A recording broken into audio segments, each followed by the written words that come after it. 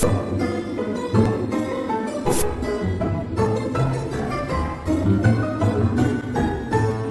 everyone, it's me, Moody Boo, the Fragrant Nomad, and I am back with the winner of the 13th winner of the annual Moody poll, and this is Andalusian Soul by Merchant of Venice.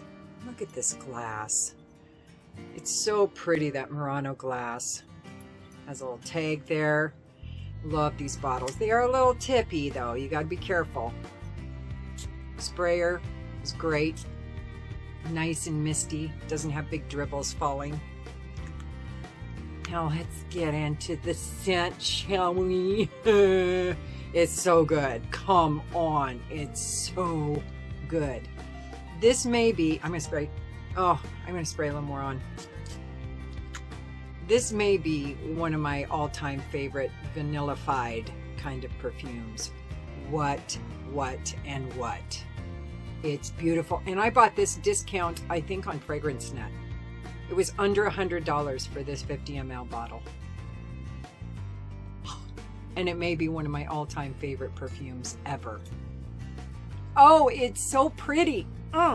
So let me tell you what's in it. I got this off of Merchant of Venice's website. So it's acacia, which I think is kind of a mimosa, kind of a powdery, citrusy kind of a smell. Correct me if I'm wrong. Amber and rum, balsamic accord, cistus, and balsamic accord is just pertaining to balsam. Mostly that's like balsamic vinaigrette or something like this, but this is more talking about woody, resinous, kind of pitchy, I think, situation. So balsamic accord, cistus, labdanum, a smoky accord, amber, sage, and vanilla. And when you first spray it, there's almost this almost nuttiness that comes through. Again, I don't know if that's the acacia, the balsam, or, you know, smoky accord, all of those kind of combining, giving it this almost nuttiness. This almost sweet, powdery nuttiness is kind of what I get at the very beginning, with a hint of boozy, I think, in there as well. But once it dries down, it turns into a whole nother perfume. It's one of these that does I'm Mr. Jekyll, well, I'm Dr. Hyde. Wait, no, I'm Dr. Jekyll, I'm Mr. Hyde. You know the characters I'm trying to talk about. Anyway, a little schizophrenic, a little one thing here, and then it changes into a whole nother perfume over here, which I do appreciate. I do, as long as both stages are really good. Then I appreciate the whole transformation, evolution thing. But if one stage is kind of suckified and I really like the other one, well, that's a bummer for me. When it dries down though, and it doesn't take long, 30 minutes maybe for the dry down. And then this almost sweet cinnamon type of vibe comes through, like a cinnamon candy or something is what I'm getting. That nuttiness is kind of turning into this sweet cinnamon candy kind of accord or vibe, I guess you could say. And I think it's from the rum. I think it's not just any rum. I think it's like a spiced rum, a Puerto Rican rum, or, you know, a Malibu rum, or one of those that has something more in there than just the booze. Oh, it's so lovely. And it's an almondy kind of nutty. That's the nut I was trying to think of. It's a definite almondy kind of nut that I'm smelling at the beginning that changes kind of into this cinnamon candy, or the nut kind of goes away and the cinnamon, sweet cinnamon candy kind of comes in the background there. And then when the full evolution has completed, that is mind-blowing, and it lasts so long, this stage. The first stage, like I said, maybe 30 minutes before it goes into this beautiful gourmandy kind of vanilla. Now, it's not mind-bending new kind of a vanilla gourmandy kind of perfume that I'm getting. I think I've smelled something similar, might even have in my collection. Some people may feel like it's sweet, like a juicy couture or something like that, kind of perfume, like the gold, you know, which I really appreciated, the gold. But this is more and better and all of the things. I think what happens is, oh my God, that cinnamon is and it's not cinnamon, I don't think, but that's just kind of what I picture in my mind, is this sweet cinnamon candy, or like Big Red Gum. Oh, that's kind of what I get without the heat. The rum, the amber, I don't know about that balsamic accord or the cistus. The labdanum, a hint of the smoky, and you know, the amber's already in there, it's listed twice. Sage I don't really get, but the vanilla. So it's mainly the amber, the rum, the labdanum, a little smoky vanilla kind of perfume. Very light on the smoky though, once the vanilla really comes to play. The smoky is real light. It's not a big player in the whole dry down at all. It's just there lightly in the background, giving it a little bit of interest. Oh, but it's the rum, the amber, and the vanilla, and the labdanum. Those are like so good, and it's sweet. It's quite sweet in the dry down, not like Crush on Me by Unique kind of sweet, or Ani by Nichene kind of sweet. This is less sweet than that, but it's just the right amount for me, because Ani by Nichene is too much for me sometimes. I wore it, I was obsessed with it, and wore the heck out of it for like, I don't know, close to a year, and now I'm just like, I can't smell that anymore. I'm over it. So, and I'll come back to it in a couple years and I'll love it again. But this one, oh my God, I don't see myself getting tired of it. It isn't tooth decaying kind of sweet by any means. It's blended so well, and it's smooth, and it's velvety kind of a vanilla. It's not a real moist one, but it's not dry. It's just kind of in the middle.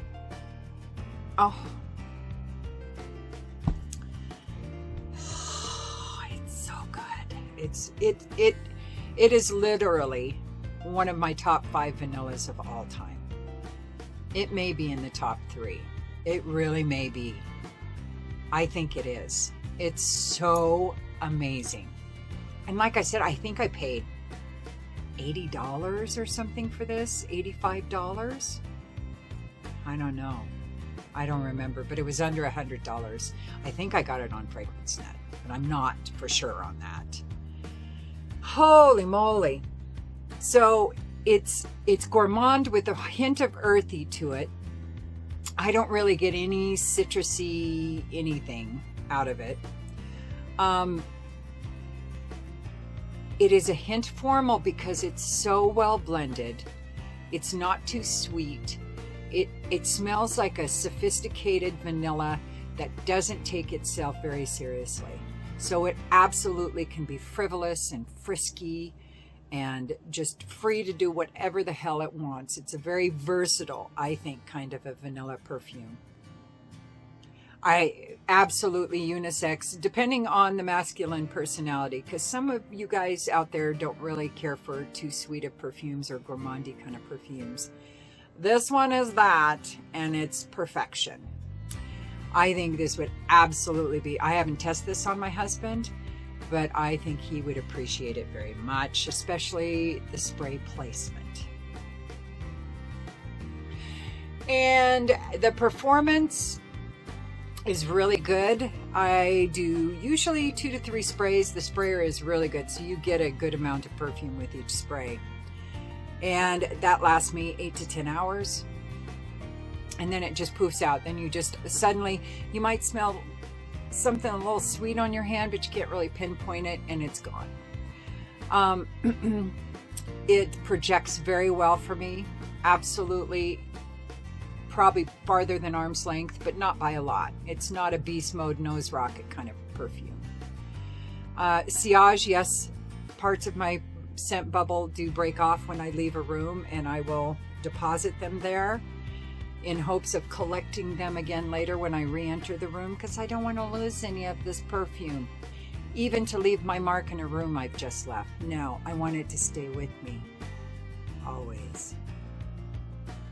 Anyway, so as far as weather goes, I think you could wear this year round. Absolutely. I think it's more nighttime than day, but it doesn't have any edges to it. So I think you could, like with one spray, it is pretty sweet. So some people are opposed to that for daytime wear, too sweet of ones. I tend to wear my freshies, woody perfumes during the day mostly, but I wear this all the time. So there is no limits.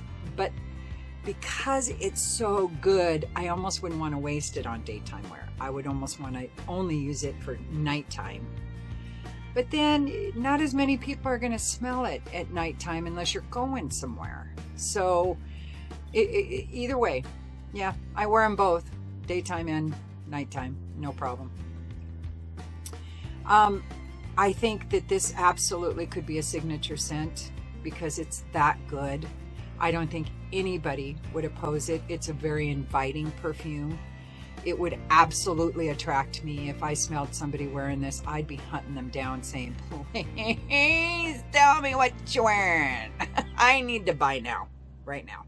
I feel like sweeter perfumes people tend to wear more in cooler temperatures, but this one, like I said, is well blended. It's smooth.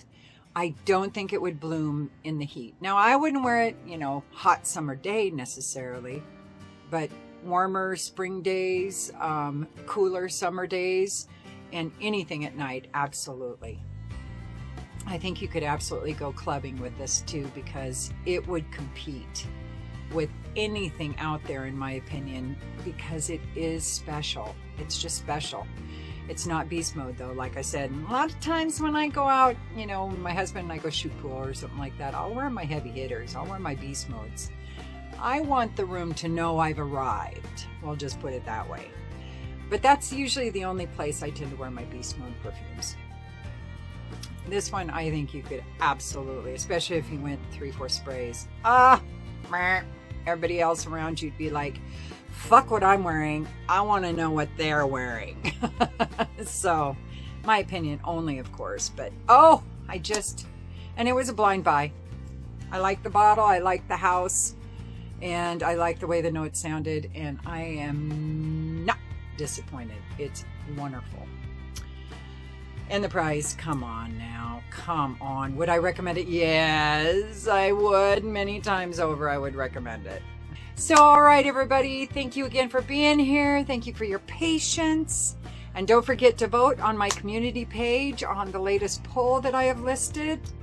And thank you again. I appreciate all of you. And I'll see you soon. And don't forget to like and subscribe and ring the bell and comment if you want. If you don't, it's all good.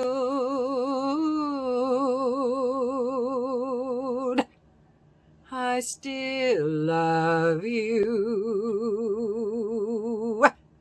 And use your own nose.